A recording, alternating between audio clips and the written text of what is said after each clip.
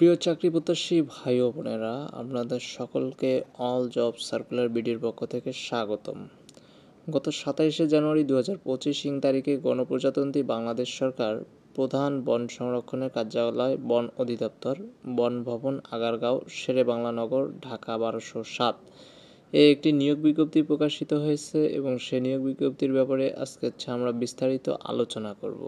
তো প্রথমে বন্ধুরা, আমরা যদি লক্ষ্য করি, এখানে আমাদের ক্রমিক নং এবং পরবর্তীতে এখানে আমাদের পদের নাম, বেতন স্কেল এবং পদের সংখ্যা, এবং শেষের দিকে যদি লক্ষ্য করি, এখানে শিক্ষাগত যোগ্যতা ও অন্যান্য অভিজ্ঞতা।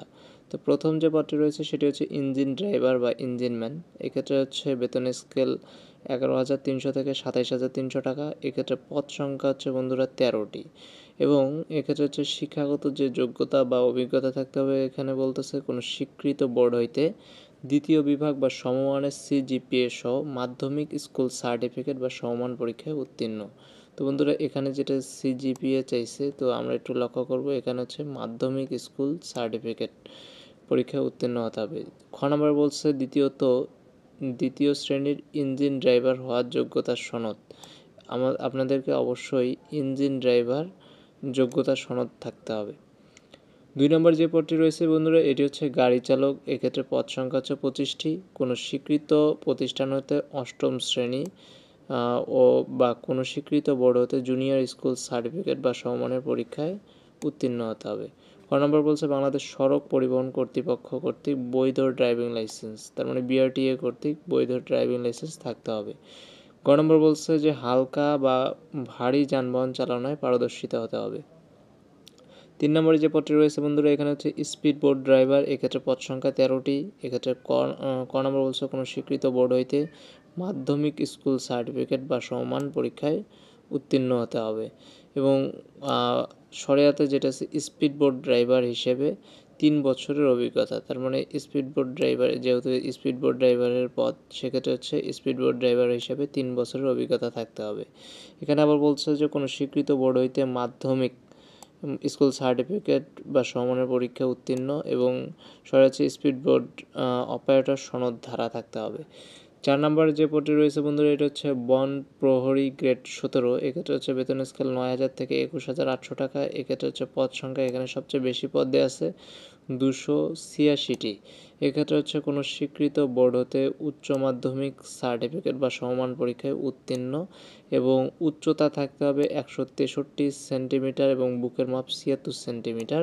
তো বন্ধুরা, এক্ষেত্রে আমরা যদি লক্ষ্য করি, এই বনপ্রহরীতে যে বেতন স্কেলটি রয়েছে সেটি আপনাদের 9,000 থেকে 21,800 টাকা। তো এটি 17 নম্বর গ্রেডের। এক্ষেত্রে পদ সংখ্যা 286টি।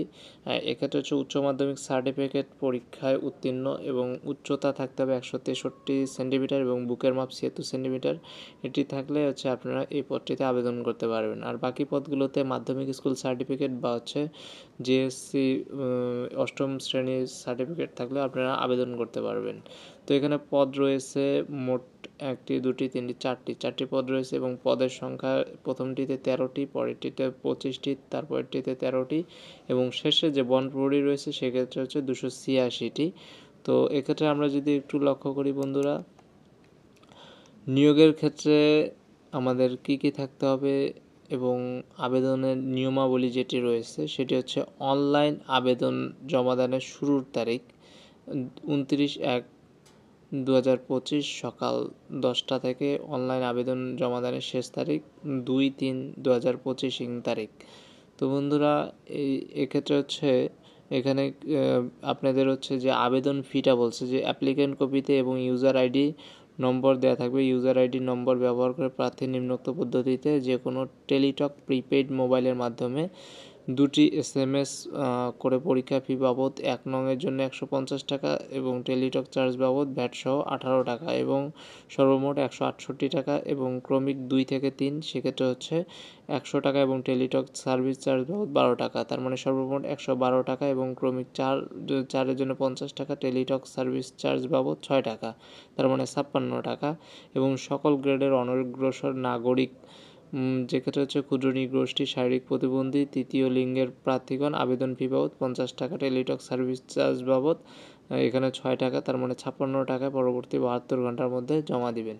তো বন্ধুরা, এই ছিল আজকের বন অধিদপ্তর বা প্রধান বন সংরক্ষণের কার্যালয় বন অধিদপ্তরের নিয়োগ বিজ্ঞপ্তি। এই নিয়োগ বিজ্ঞপ্তি হচ্ছে 27শে জানুয়ারি 2025 তারিখে প্রকাশিত হয়েছে। তো বন্ধুরা, এক্ষেত্রে যদি আরও কোনো ইনফরমেশন আপনাদের লাগে তাহলে অবশ্যই কমেন্ট করে জানাবেন।